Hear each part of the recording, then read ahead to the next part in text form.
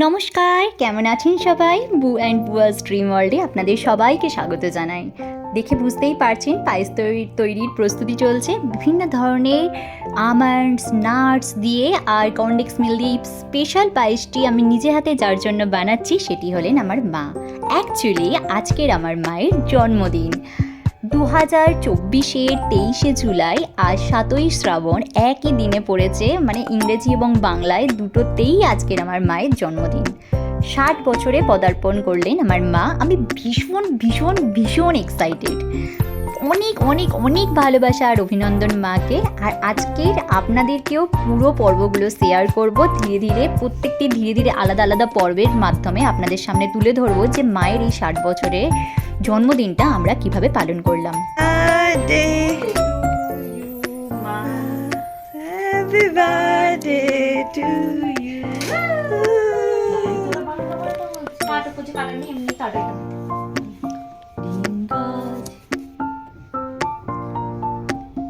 ঠিক রাত 12টার সময় মাকে উইশ করে আমরা কিন্তু সেলিব্রেশন শুরু করে দিয়েছিলাম। তারপরে সকালে উঠে লুচি, আলুর দম আর আম খেয়ে কিন্তু কুহু চলে গেল স্কুলে। অ্যাকচুয়ালি ওর প্রজেক্টের পরীক্ষা চলছে, ও তাড়াতাড়ি বাড়ি ফিরে চলে আসবে। আর ঘরে ফিরে আমি মায়ের জন্য বানালাম কিছু একটা স্পেশাল ডিশ।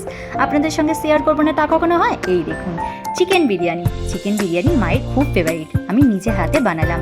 দেখুন ওপরে বেরেস্তাগুলো কি সুন্দর লাগছে, খুব টেস্ট হয়েছিল জানেন তো। আর সাথে ফার্স্ট টাইম আমি বানালাম নিজে হাতে কিন্তু চিকেন চাপ। ভীষণ খাটুনি জানেন তো, কিন্তু মায়ের জন্মদিন বলে কথা, একটু খাটবো না? মা তো সারা বছর আমাদের জন্য খাটে। যাই হোক, দেখুন এই যে চিকেন বিরিয়ানি, চিকেন চাপ, স্যালাড আর আমের চাটনির সাথে মিষ্টি, এই ছিল সকালের মেনু। সন্ধ্যাবেলায় সবাই একটু সাজুগুজু করে মায়ের কেক সেরিমনির জন্য তৈরি হয়ে গেলাম।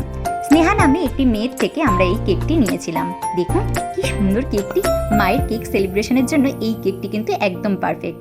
খুব সুন্দর কেকটি ছিল, ফ্রেশ ক্রিম দিয়ে তৈরি আর খুব টেস্ট। মায়েরও খুব পছন্দ হয়েছে আর আমাদেরও।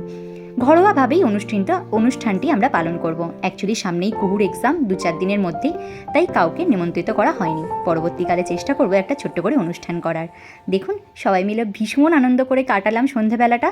তারপরে মাকে কেক খাইয়ে দিলাম, মা আমাদের কেক খাইয়ে দিল।